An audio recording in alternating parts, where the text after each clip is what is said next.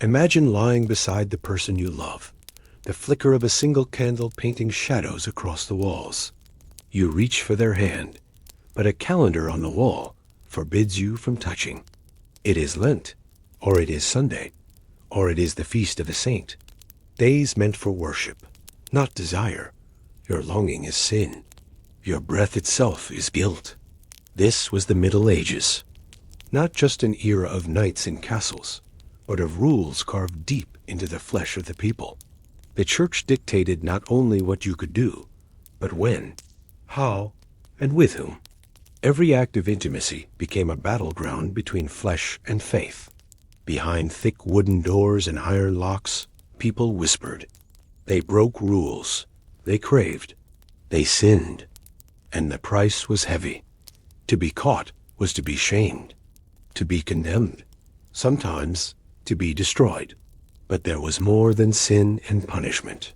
There were rituals so strange, so bizarre, they blurred the line between holiness and horror. A marriage bed that became a stage for witnesses. Sheets held up as proof of blood. Public humiliation dressed as justice. The church preached purity. But behind cloisters and chambers, forbidden unions blossomed. Priests themselves fell into scandal, entangled in the very lust they condemned. Desire did not die.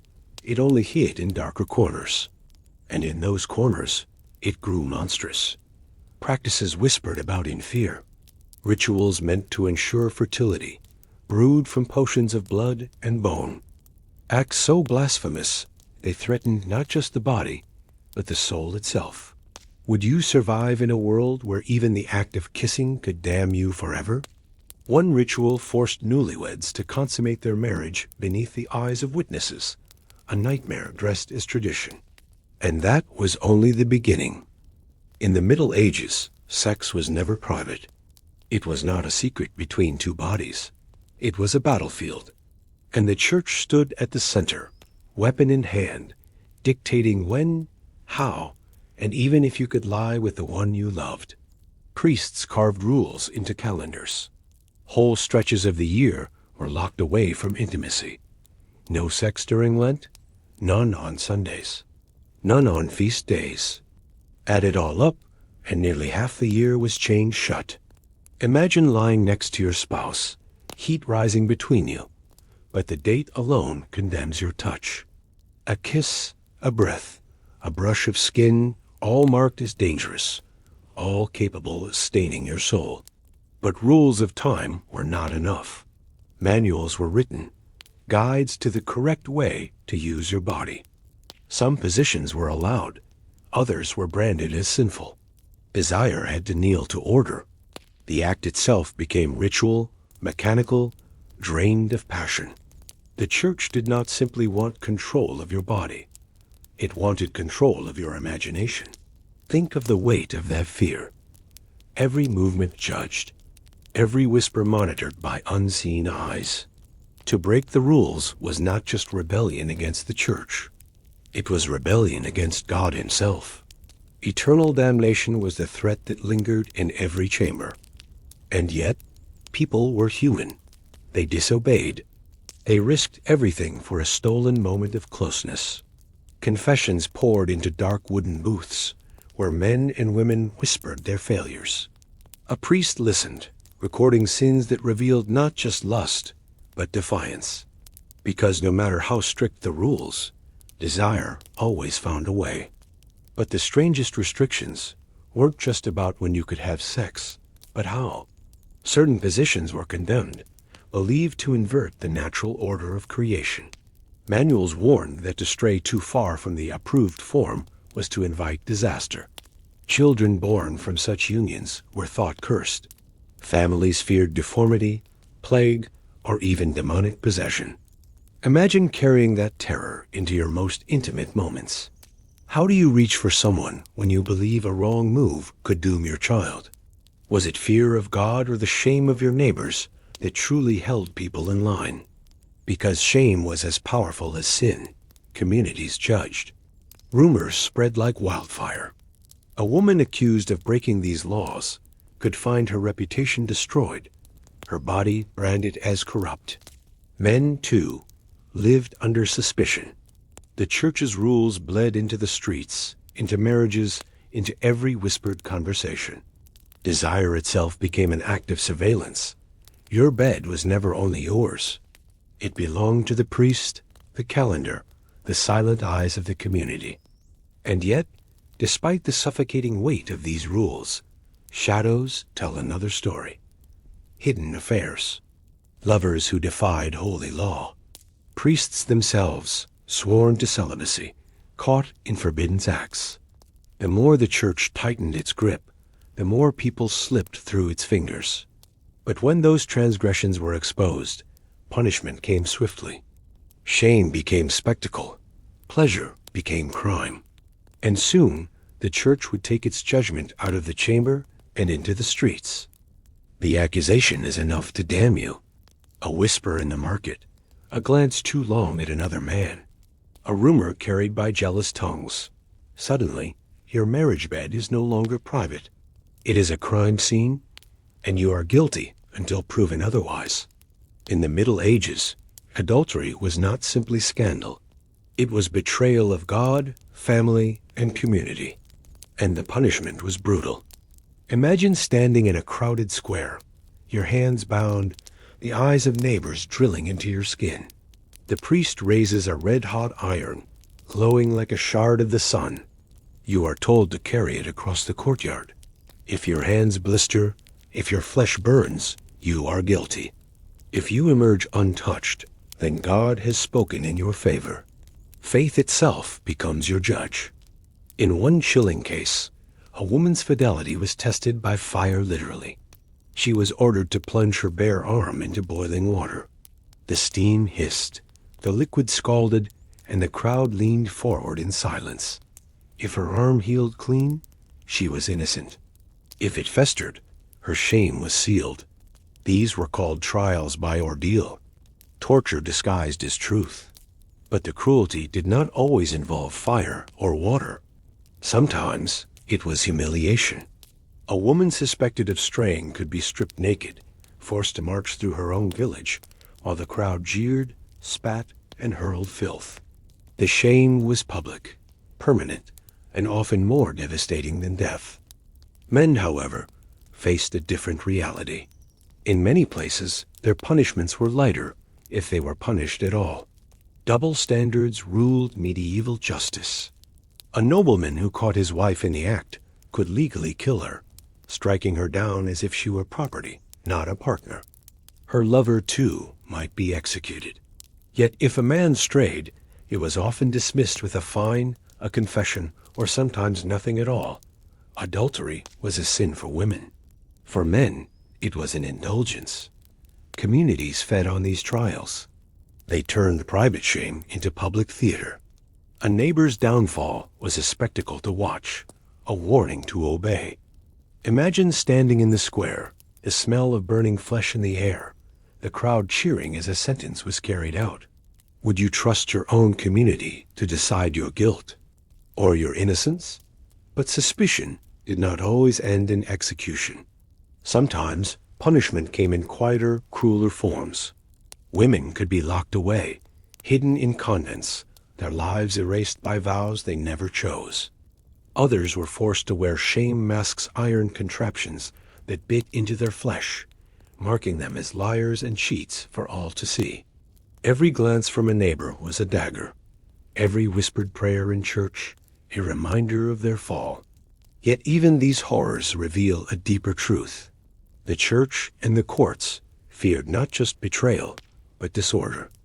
A woman's fidelity was tied to bloodlines, inheritance, power. To cheat was to threaten the foundation of families, kingdoms, dynasties. Punishment was not about morality alone. It was about control.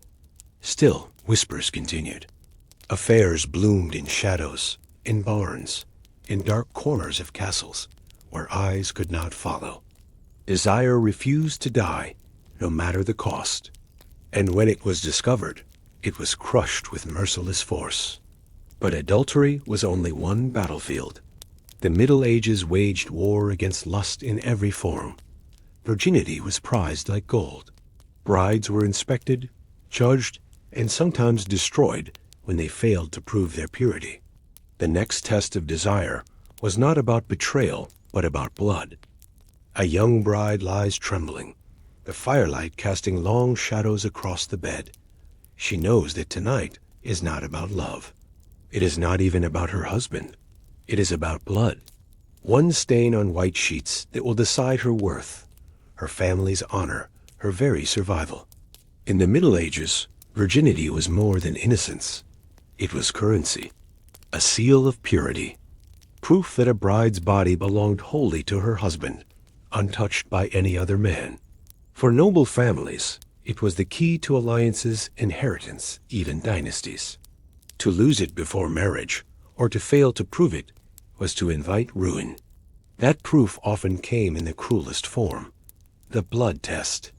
On the morning after a wedding, servants would hold up stained sheets for the household to see. A crowd waited for confirmation that the bride's virginity had been broken. No stain meant no honor. No honor meant no future. Imagine the terror of a young bride, knowing her worth and her life rested on a single bloodstain. But bodies do not always obey expectations. Not every woman bleeds. Some brides, though pure, left no trace on the sheets. And for them, suspicion arrived like a storm. Whispers of betrayal, accusations of secret lovers. The shame spread quickly, and punishment followed. Annulments, public disgrace, even exile from family. Among nobles, the scrutiny was even harsher. Marriages were contracts of power, and virginity was the guarantee. Midwives were summoned into private chambers, ordered to inspect brides before vows were spoken. Rough hands probed, searching for signs of chastity. The examinations were humiliating, invasive, and often unreliable. Yet their word could determine the fate of entire kingdoms. And what of those who failed? Some women were sent away, their engagements broken, their reputations shattered beyond repair. Others turned to desperate measures: animal blood smeared on sheets, secret herbs to mimic the signs of virginity. Deception became survival. The obsession did not stop at the bedchamber. Virginity was glorified in sermons, painted as the ultimate virtue. The Virgin Mary was the model all women were told to mirror, pure, untouched, holy. To be anything less was to fall short of divine expectation. A woman's body became a battlefield where purity was demanded, inspected, and enforced. But purity was a double-edged sword. While virginity brought honor, it also brought vulnerability. Young girls were prized, traded in marriage contracts before they even understood what was at stake. They became symbols of wealth, tokens of negotiation, pawns in games of power. Their lives, their choices, reduced to the presence or absence of a thin veil of flesh. The cruelty of these customs lingers in every detail. Imagine being 16, married to a man twice your age, forced into a chamber where your body becomes a test. The candles flicker, voices whisper outside, and you know that by morning, your fate will be sealed by what lies on the sheets. How different do you think modern society would be if such rituals still existed today? Would love, intimacy, and choice mean anything? Or would they still be buried beneath blood and shame? The Middle Ages were a world where chastity was celebrated, but desire was policed, where women lived under constant surveillance, judged not by who they were, but by what they could prove. And for many, that proof was impossible. Yet even as virginity was exalted, the same society obsessed over fertility. Once purity was proven, a new test began. Could a woman produce heirs, or would her body betray her once more? The pursuit of children led couples to rituals stranger and darker than anyone could imagine. The nights stretch long, and the silence between husband and wife grows heavier with each passing year. No cries of children echo through the halls. No heirs, no future. In the Middle Ages, this was not just misfortune. It was a curse. And people would do anything, no matter how strange, no matter how dangerous to break it. Fertility was survival. Families needed children to work the land, to inherit titles, to continue bloodlines. When nature failed, desperation took over. Couples turned to rituals, charms, and potions that blurred the line between faith and sorcery. Imagine slipping a talisman beneath your pillow, carved from bone or stitched from the skin of animals. A charm meant to spark life in the womb.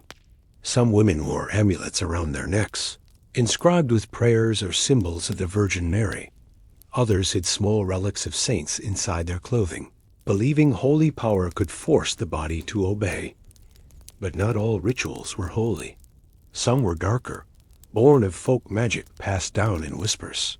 Healers brewed concoctions of herbs, blood, and animal organs. One ritual even demanded that couples drink a potion made with ground-up animal testicles, believed to guarantee children. The taste was foul, the danger real. Yet hope was stronger than fear. Holy shrines, too, became places of desperate pilgrimage. Childless couples walked for miles, barefoot and broken, to kneel before relics. They touched the bones of saints, prayed at altars, left offerings in exchange for divine intervention. At some shrines, women were told to crawl beneath sacred relics, believing contact would open their wombs. For the faithful, fertility was not just a personal matter, it was a contract with God. But superstition thrived alongside faith. Folk healers whispered of aphrodisiacs made from exotic ingredients, powdered mandrake root, believed to scream when pulled from the earth. Or dangerous herbs, some laced with poisons that could kill as easily as they could arouse. Men sought strength and passion. Women sought conception. Every sip was a gamble with death. The rituals extended beyond potions. Some customs demanded couples perform acts under specific moons or at crossroads where spirits were thought to linger. Others buried tokens beneath the marriage, bed-dried animal hearts, feathers, or bones, believing they would ignite lust and ensure fertility. The line between superstition and sin blurred, but desperation left no choice. Imagine lying in the dark, the bitter taste of a potion still on your tongue, praying the ritual would work. Would you risk drinking something deadly if it meant securing your family's legacy? Yet these practices reveal something deeper. The fear of infertility was not just personal, it was public. Communities judged barren couples harshly, branding them cursed or unworthy. Women bore the brunt of the blame. A wife without children was seen as broken, dangerous, even sinful. Many were cast aside, their husbands seeking heirs elsewhere. Still, the rituals continued. Some found comfort in them, others terror. But whether through holy prayer or forbidden magic, people in the Middle Ages shared one truth: the fear of being forgotten. The fear that without children, their names, their blood, their legacy would vanish into silence. And while fertility rituals were meant to bring life, the same world also condemned acts that strayed from the Church's narrow path. Desires that did not serve God's design were punished with fire and shame. In the shadows of monasteries and homes, forbidden pleasures grew, and with them, secrets that could destroy lives. The Middle Ages preached purity. The Church dictated desire. Anything outside its narrow path, anything that did not serve the sacred purpose of procreation, was condemned as sin.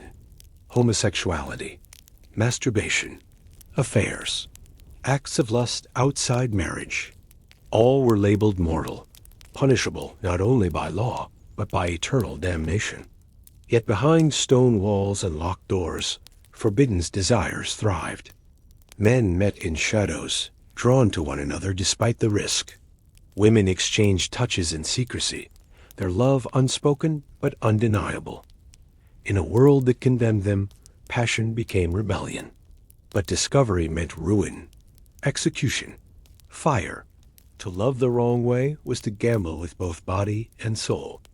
Even within marriage, desire became dangerous. The Church cataloged rules for when and how sex was allowed too often.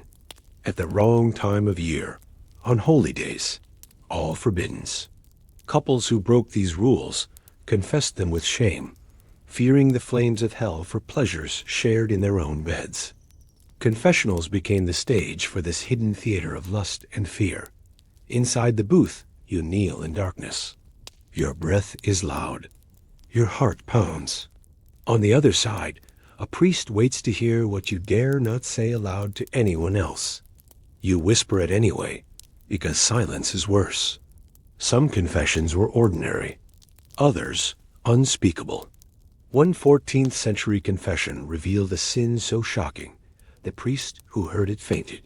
Historians never recorded the words, only the aftermath, the terror, the shame, the silence that followed. But priests were not always innocent listeners. Many became entangled in the very sins they condemned. Monastic records reveal scandalous abbots, keeping mistresses, nuns bearing children, entire convents accused of secret orgies. Some priests preyed on their parishioners during confessions, exploiting the vulnerability of those seeking forgiveness. The very guardians of morality became violators of it. Desire, it seemed, could not be controlled by sermons or threats. It seeped through cracks in every wall. Consider the manuals priests studied, handbooks detailing sins to prepare them for confessions. They read like forbidden's catalogs, listing every act imaginable, every position, every possibility. Ironically, by naming sin so vividly, the church spread awareness of pleasures many might never have considered. In trying to suppress desire, it only planted the seeds deeper. For those caught, punishment was brutal. Adulterers shamed in public. Sodomy punished with death. Masturbation labeled a crime against God's design, often assigned penance so severe it left bodies broken. Yet no matter the cost, people returned to their secrets, because desire is not easily buried. Imagine the fear of walking into a church, knowing the wrong person might know your secret, the fear of a neighbor's glance, a rumor whispered at market, an accusation that could destroy you. Do you think true desire can ever be suppressed by fear? For many, sin became survival, to hide who they loved, to bury what they craved, to wear masks of piety while burning inside. And yet, these hidden sins are proof that even in the darkest centuries, human desire could not be chained. The Middle Ages feared the body, feared its urges, feared what it could reveal about the soul. But the more it was repressed, the more it thrived in shadows. Behind every stone wall, every locked chamber, every hushed confessional, there pulsed a truth the church could never extinguish. And where desire was punished with death, the spectacle of sin turned into public theater. Whips cracked, flesh burned. Crowds gathered, not just to witness punishment, but to savor it.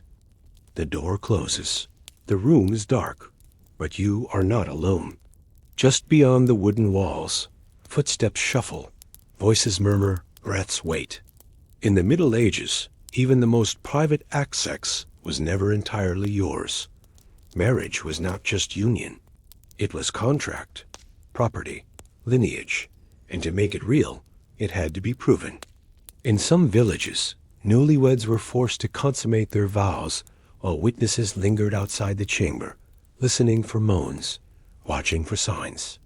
In rare, almost unthinkable cases, observers stood inside the room itself watching as the couple sealed their fate with flesh. It wasn't desire. It was duty. One infamous ritual forced a groom to display his bride's torn sheets to a cheering crowd, proof that purity was taken, that the blood of innocence marked the beginning of legitimacy. The sheets became symbols, paraded like trophies. Failure to provide them meant dishonor, suspicion, scandal. Sex became theater, and the audience demanded proof. But the medieval world did not stop at weddings. Sexual crimes, real or imagined, were dragged into the streets.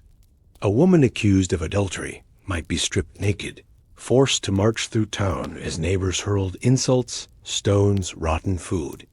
Men caught in forbidden acts could be locked in iron cages, suspended in public squares, until their bodies collapsed from exhaustion. Shame was punishment. Pain was justice. The instruments of humiliation were as varied as they were cruel. The scold's bridle, a metal cage forced onto the head-silenced women accused of gossip or infidelity. The cucking stool, a wooden chair tied to a long pole, dunked the accused into rivers again and again, while crowds laughed and jeered. To sin sexually was to lose not just privacy, but dignity. Imagine the weight of eyes on you, the jeers echoing, the smell of mud and sweat. Would you endure public humiliation if it meant proving your innocence or your loyalty? For the medieval mind, sexuality was not a hidden act. It was public property. Communities believed they had the right to witness, to judge, to punish. Even within marriage, the bedroom could be invaded.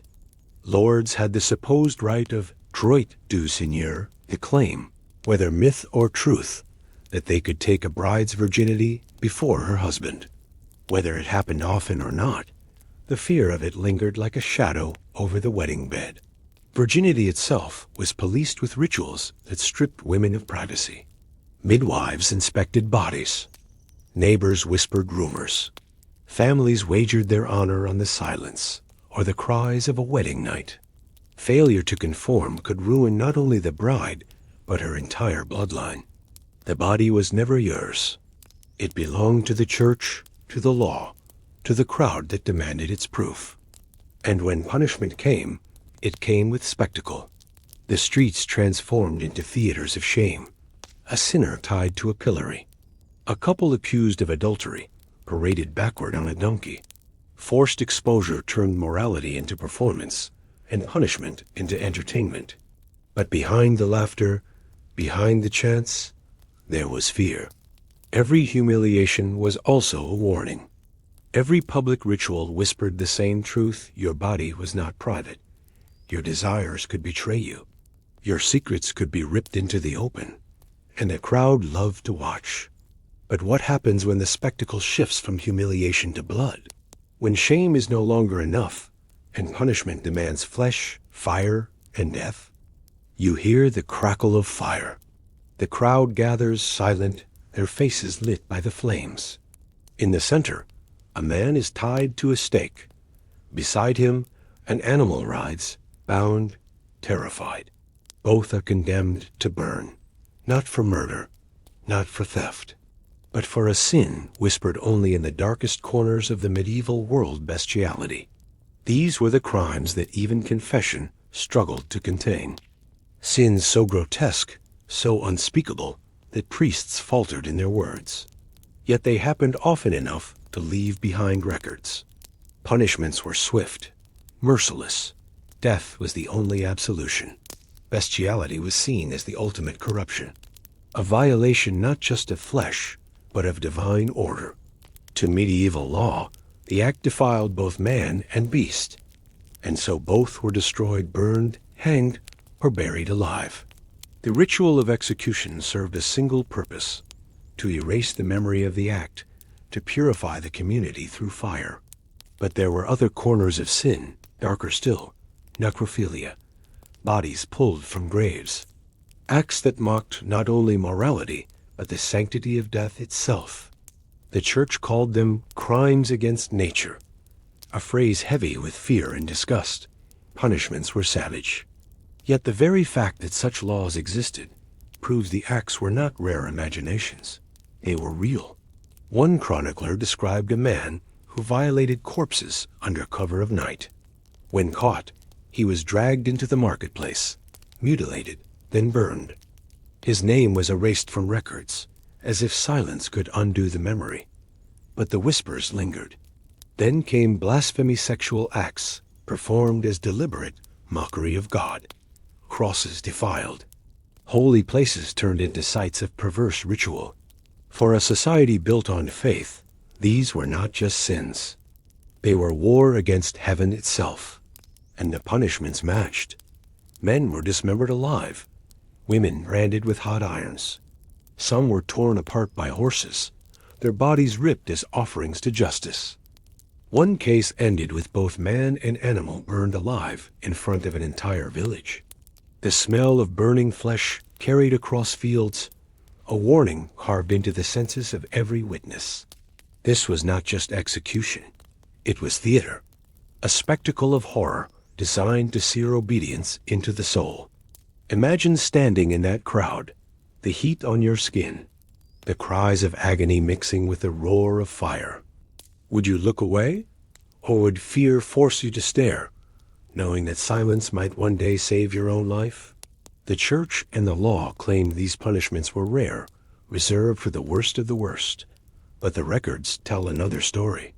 Dozens of cases scattered across Europe, each more brutal than the last. Were they truly frequent sins, or were they tales exaggerated to terrify the masses into obedience? Do you believe these acts were more common than history admits, or are they exaggerated by fear? Whatever the truth, the terror they inspired was real. Every punishment was a lesson. Every execution a sermon carved in smoke and blood. To sin against nature, against God, against the dead themselves, these were boundaries that no man was meant to cross. And yet some did, again and again. Enough to haunt the medieval imagination, enough to demand blood in return. But even as the flames consumed flesh, even as the crowd recoiled, one question lingered. If such sins lived in the shadows of the Middle Ages, what darker urges still hide in the shadows of our own time? Sex was never just about pleasure. It was power. It was control. It was fear wrapped in flesh and bound by faith.